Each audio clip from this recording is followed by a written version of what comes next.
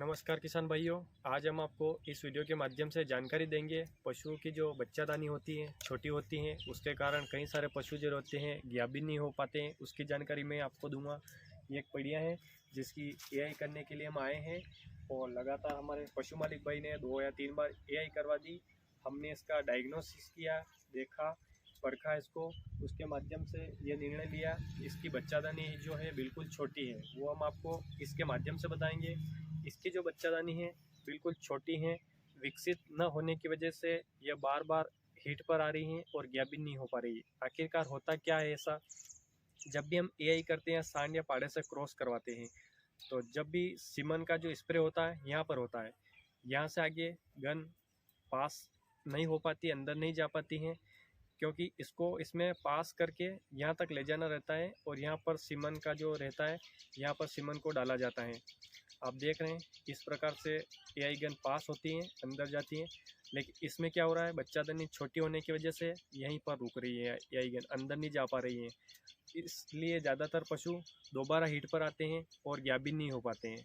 अब मैं आपको बता रहा हूँ, अगर गाय भैंस की बच्चादानी अगर अच्छी सारी विकसित है और इस तरह की मोटी है बच्चादानी, तो आप देखेंगे कि उसमें आराम से गन पास होगी और वो पशु बिल्कुल गाभिन होगा। आप देखेंगे कि ये इसमें आराम से एआई गन पास हो रही है, ये पास हो चुकी हैं। अब आप चाहे तो सीमन इसको छोड़ देते हैं, यहाँ तक सीमन जब तक बच्चादानी के अंदर नहीं जाएगा तो पशु गाभिन नहीं हो पाएगा। अब देख रहे हैं पूरी तरह से एआई गन जो है अंदर चली गई। इस जो भैंस की स्थिति है वह ऐसी है कि इसमें बच्चादानी के अंदर एआई गन पास नहीं हो रही, किसी भी कारणवश कैसे भी प्रयास करने के बाद भी एआई गन। इसका मेन कारण है इसकी बच्चादानी का विकसित न होना। इसको विकसित करने के लिए आपको इसकी डीवॉर्मिंग करवानी पड़ेगी, अच्छा मिनरल्स, अच्छा दाना और इसमें अच्छा सा बांटा देना पड़ेगा। लगातार 4 से 5 महीने देने के बाद आपकी जो पशु की बच्चादानी है वो इस प्रकार की मोटी हो सकती है। ज़्यादातर तो ये समस्या फर्स्ट ब्यात की, जो फर्स्ट लैक्टेशन की गाय भैंस की बच्चियाँ होती है उनमें होती है, क्योंकि प्रॉपर रूप से उनमें फीड सप्लीमेंट्री खाना पीना उनका अच्छा नहीं रहता है, मिनरल्स वगैरह उनमें कमी रहती है, बांटे का अभाव रहता है। इसके कारण पशुओं की जो बच्चादानी छोटी रहती है। आखिर पशुओं को हम ऐसी क्या चीज़ खिलाएं कि पशु की जो बच्चादानी है प्रॉपर रूप से समय पर विकसित हो और पशु गाभिन हो? इसके लिए आपको सर्वप्रथम पशुओं की समय समय पर डीवॉर्मिंग के बारे में हम आपको लगातार बताते हैं। डीवॉर्मिंग क्या मतलब होता है? पशुओं के पेट में जो कीड़े रहते हैं, वर्म रहते हैं, उनके लिए जो दवाई देनी रहती है उसको बोलते हैं डीवॉर्मिंग, यानी कि पशुओं के पेट के कीड़े मारना, उसको डीवॉर्मिंग बोला जाता है। प्रॉपर रूप से समय समय पर उसकी डीवॉर्मिंग करना रहता है। पशुओं को आप अच्छा बांटा दें।